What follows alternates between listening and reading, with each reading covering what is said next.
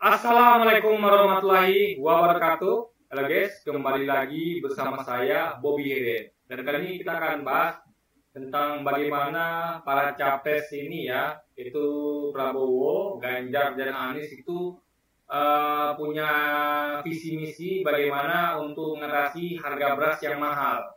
Ya, beras mahal sekali guys ya. Dulu saya nggak betul ya, beras itu murah gitu. Kalau zaman Soeharto kan, memang ada inflasi sih, tapi juga nggak semahal ini gitu loh guys. Jadi gini, kita tahu ya, gini, sebelum kita membedah ya jawaban dari ketiga capres ini, saya adalah seorang yang makan beras juga makan mie. Bahkan saya juga makan jagung, makan singkong, saya makan semuanya guys, gitu kan. Nah, saya bukan dalam tahap di mana saya mungkin makan mie sesekali atau makan singkong jagung sesekali, enggak. Tapi saya pernah mengalami makan itu tuh cukup lama gitu. Nah, jadi saya tuh tahu betul rasanya beda makan nasi ya atau beras dengan jagung, singkong dengan mie. Saya tahu bedanya. Saya bisa merasakan. Jadi gini ya.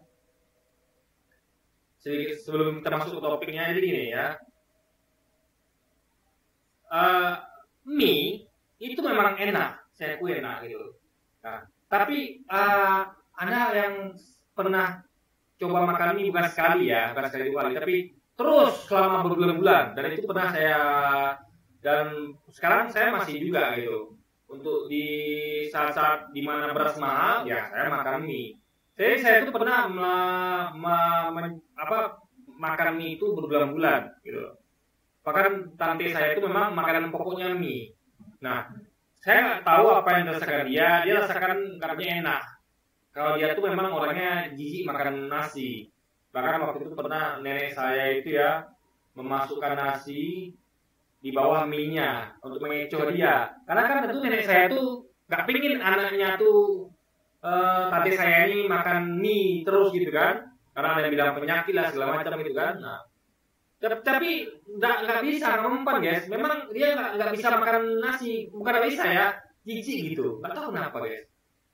Memang mungkin hormon atau apa saya ngerti ya. Akhirnya dia makan mie sampai sekarang dari kecil sampai sekarang makan mie guys. Nggak pernah makan nasi sama sekali.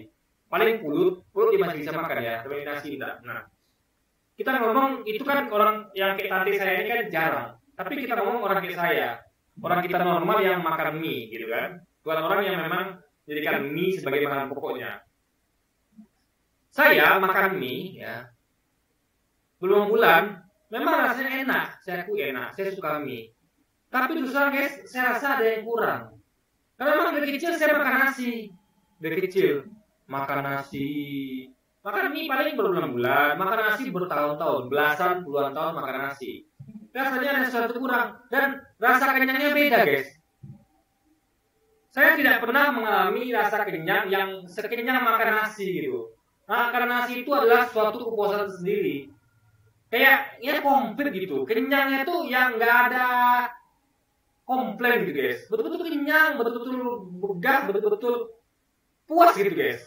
Tidak ada rasa-rasa yang kurang gitu, nggak ada. Betul-betul kenyangnya tuh yang kayak nggak ada kurangnya gitu guys. Nah, tapi ketika saya makan di bulan-bulan itu saya mengimpikan sesekali makan nasi gitu guys. Bukan sesekali ya, bahkan kalau bisa terus-terusan makan nasi gitu. Tapi mungkin kadang-kadang kalau ekonomi lagi sulit ya kita terpaksa makan mie gitu kan. Nah, jadi saya tuh menginginkan makan nasi sebenarnya, dan saya tuh terus membayangkan gimana kalau makan nasi ya. Tapi karena kedebatan ekonomi ya terpaksa kita makan mie gitu. Tapi rasa untuk makan nasi itu menggebu-gebu guys. Tapi kita terpaksa menahan karena mungkin orang-orang juga akan susah beli beras karena mahal gitu kan, terpaksa mensubstitusi dengan mie. Mie itu enak tapi tetap tidak bisa menggantikan nasi. Saya sudah merasakannya. Bagi Anda yang mungkin makan mie sekali ya, Anda mungkin belum punya rasa seperti saya gitu. Saya yang udah makan mie berbulan itu saya merasakan bahwa saya itu masih pengen makan nasi dan ingin selalu makan nasi, tapi karena keterbatasan itu saya terpaksa makan mie. Dan makan mie pun ya saya juga maunya sekali, bukan yang pokok, hanya selang-seling gitu. Ya sekali makan mie, oke lah gitu kan. Tapi tetap saya pengen makan nasi tiap hari guys, pengen gitu. nggak mau saya ganti nasi dengan lain. Nah, itulah perasaan kita yang sudah terbiasa makan nasi dari kecil. Memang beda rasanya guys, beda rasanya itu beda. Jadi nggak bisa untuk menjadikan faktanya menjadikan mie sebagai pengganti nasi, nggak bisa. Kecuali kayak tante saya, emang dia makannya mie, nggak mau makan nasi dia muntah guys. Lalu juga kayak singkong sama jagung sama. Singkong jagung tuh nggak bisa jadi makanan pokok sehari. Nggak, rasanya ada yang kurang guys. Saya pernah makan jagung berhari-hari, makan singkong berhari-hari. Dalam olahannya ya, mau jagung rebus, mau jagung yang dikasih gula, mau jagungnya apapun itu, jagung dalam bentuk cornflake atau singkong dalam bentuk goreng, singkong rebus dalam bentuk apa namanya makanan rakyat gitu kan, jajanan rakyat. Nah itu tetap nggak bisa menggantikan nasi guys, beda guys. Kita tuh pengen makan nasi tiap hari karena rasanya tuh itu tadi, ada rasa puas, ada rasa kenyang, ada rasa ya ibaratnya udahlah. Bahkan kalau udah makan nasi nggak makan lain itu nggak apa-apa lah. Tapi kalau kita makan jagung, makan mie atau makan singkong, kita masih pengen makan nasi guys. Itu yang saya rasakan. Saya nggak tahu dengan anda ya, tapi saya rasa ada yakin pun sudah dapat dengan saya. Lalu kita sekarang masuk ke topiknya, yaitu solusi beras mahal dari ketiga capres. Kita akan bahas tentang Prabowo. Nah, jadi Prabowo, kita kembali bicara mie tadi. Jadi solusi Prabowo itu adalah mie. Dia menawarkan mie rasa singkong. Karena biasanya kan mie itu macam-macam, rasa kari ayam, rasa mie goreng, rasa apa lagi ya, tiramisu segala macam. Tapi dia menawarkan mie rasa singkong. Gitu. Ya kan? Saya nggak tahu ada mie rasa beras mungkin juga, tapi yang dia tawarkan mie rasa singkong. Jadi singkong itu kalau nggak suka makan singkong, mungkin maksud beliau adalah diganti sama mie rasa singkong.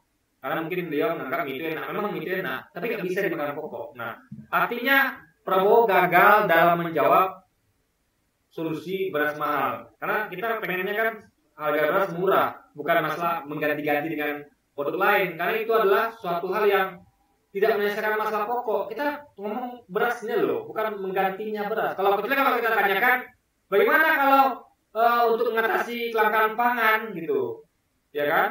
Nah itu lain soal, bisa diganti dengan singkong, diganti dengan jagung, dengan mie, tapi bukan untuk menurunkan harga beras yang mahal, enggak guys. Jadi Prabowo gagal menjawab isu itu. Lalu masuk ke Ganjar. Nah Ganjar sama aja guys. Ganjar itu menawarkan teknologi. Jadi ada beras dari jagung, dari singkong, gitu kan? Jadi berasnya itu dari jagung, tapi mirip beras gitu, diproduksi mirip beras. Jadi rasanya tentu nggak mungkin rasa beras guys. Cuma mata tuh nipu, mata tuh itu kayak beras, tapi rasanya sejagung gitu guys. Nah ini sekali ini bukan solusi, ya. Orang bertanya tentang solusi harga beras yang mahal, artinya orang ingin beras itu turun harganya. Buat orang pengen diganti dengan yang lain, itu lain perkara soal gitu. Orang pengen yang diinginkan itu adalah beras, nasi, bukan mengganti itu guys. Apa solusi harga beras supaya tidak mahal? Nah, jawaban itu ada di Anies. Anies menjawab apa jadi gini ya. Anies mengatakan bahwa kalau harga beras mahal, petaninya makmur, itu bagus. Artinya itu menguntungkan petani. Ya, kita harus maklum makan hal itu. Tapi memang jadi sekarang bukan itu guys. Harga beras mahal karena ada banyak rantai pasok beras dari petani ke konsumen. Dan ada banyak mafia beras yang mempermainkan harga beras, menimbun, mempermainkan stok dan segala macam. Orang kan harusnya kalau apa tuh langsung dikeluarkan, beras beli dari petani langsung dijual, kan gitu, nggak ada nimbun segala macam. Tapi ditimbun guys, dibuat langka dulu biar harganya mahal. Padahal kita sudah impor loh, impor pun banyak pun nggak solusi kan? Karena kan logikanya impor itu kan akan membuat barang melimpah, beras melimpah, tapi faktanya masih mahal. Artinya ada mafia. Nah, itu yang akan dituntaskan Anies. Akan memberantas mafia beras. Nah, itu solusi namanya. Dengan memberantas mafia beras dan memotong mata rantai yang tidak efisien ini akan membuat petani menikmati keuntungan tinggi, harga beras yang mahal, dan konsumen itu menikmati harga beras murah. Karena biaya kosnya itu nggak besar guys. Rantai pasoknya efisien dan tidak ada mafia di dalamnya. Nah ini baru solusi cerdas dari seorang Anies Baswedan. Tidak dimiliki visi ini oleh dua capres lainnya yang ya hanya gimmick-gimmick saja, memberikan solusi substitusi. Kita nggak butuh solusi substitusi, kita butuh solusi yang total. Bagaimana solusi harga beras murah dan terjangkau dan petani sejahtera. Solusi itu hanya bisa diberikan oleh Anies. Dan saya ingin tambahkan ya ide untuk Pak Anies ya. Jadi gini ya, saya selalu pengen mengatakan gini ya. Jadi terkait ini tambahan untuk Pak Anies ya, ide saya untuk nambahin ide Pak Anies ya, visi Pak Anies yang udah bagus itu. Jadi gini Pak, kita tahu bahwa kan ada rantai mafia itu bagus, itu keren, itu harus kan. Tapi ada juga yang perlu tambahan, yaitu misalnya kayak kita tahu ya ongkos transportasi, ya kan, nah, kayak jalan tol, juga jarak yang panjang. Nah, kita punya solusi, bukan seperti presiden sebelumnya yang mana itu membangun pertanian sembarangan di semua tempat, enggak. Misalnya membangun orang yang makanan pokoknya sagu di Papua itu dipaksa jadi lumbung beras, itu nggak masuk akal. Nah, kita solusinya adalah mencetak lahan pertanian baru di tempat-tempat di mana situ orang makanan pokoknya beras, tapi harus ngirim dari jauh-jauh. Misalnya di daerah mana ya, Kalimantan atau daerah NTT itu di mana lah guys, daerah-daerah di satu yang memang makanan pokoknya memang beras ya, memang padi, memang nasi, tapi mereka tuh harus mengirim dari Sumatera, dari Jawa, dari mana-mana. Nah, itu dibuat situ lahan pertanian, sehingga tidak ada ongkos transportasi dari jauh-jauh, itu nggak ada, cukup dekat daerah itu aja. Nah, itu akan membuat harga beras itu murah karena dipotong biaya, menghilangkan biaya kirim. Nah, itu akan membuat beras itu lebih murah lagi dan petani bisa menerima harga yang lebih tinggi karena mereka tidak perlu menjual kepada distributor yang terlalu panjang guys mata rantainya, ngirim dari sana ke sini jauh-jauh nggak perlu. Misalnya kayak kekurangan harga beras mahal misalnya di daerah tertentu, ya disitulah kalau memang makanan pokoknya beras, kita lahan pertanian baru, dicari tanah kosong yang bisa dimanfaatkan warga, jadi warga itu ya dijadikan petani lah guys, disejahterakan gitu, jadi harganya menarik dan memotong mata rantai pengiriman sehingga harga berasnya mahal di petani dan murah di pembeli, di konsumen. Nah, itu tambahan solusi dari saya. Jadi mudah-mudahan ini bisa melengkapi visi misi Pak Anies yang cerdas, brilian gitu kan.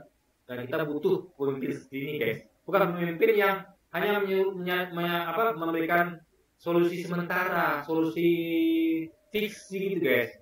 Kita pengennya beras, mikirnya makan nasi, tapi disuruh ganti dengan jagung, dengan mie, dengan singkong, nggak bisa guys. Kecuali orang-orang yang memang sudah itu makanan pokoknya, kayak di Papua itu memang makanan pokoknya sagu, mereka akan berat untuk ganti ke beras, is oke. Orang-orang di mana mungkin biasa makan jagung, Eropa biasa makan roti, ya silakan. Tapi Anda memaksakan orang yang biasa makan nasi, makan singkong, makan padi, makan jagung, makan mie terus, nggak bisa guys. Itu bukan solusi. Jadi kita harus ngerti kultur masyarakat dunia dan Indonesia ya. Orang ini biasa makan pokok apa, jangan dipaksakan. Biasa makan nasi ya, kasih solusi harga beras yang murah. Biasa makan sagu ya, kasih solusi harga sagu yang murah dan segala macamnya. Di petaninya tuh untung ya, dan konsumen pun puas dan untung juga, sama-sama untung guys. Jadi tidak ada yang dirugikan. Konsumen kan dirugikan, petani dirugikan karena harganya murah, ya kan, dan konsumen dirugikan karena harganya mahal. Yang untung siapa? Mafia itu guys, penimbun beras itu yang untung, yang mempernaikkan harga itu yang untung gitu kan, sama yang mengimpor itu yang mengambil fee dari sana, permainan mengimpor dengan mengambil komisi itu yang demi kepentingan kebijakan, padahal itu memperkaya dirinya, yang mengambil rente dari situ gitu kan. Itu yang harus kita berantas. Oke, jadi mungkin sekian dulu aja video kita kali ini guys, dan sampai jumpa lagi di video-video selanjutnya. Wassalamualaikum warahmatullahi wabarakatuh guys.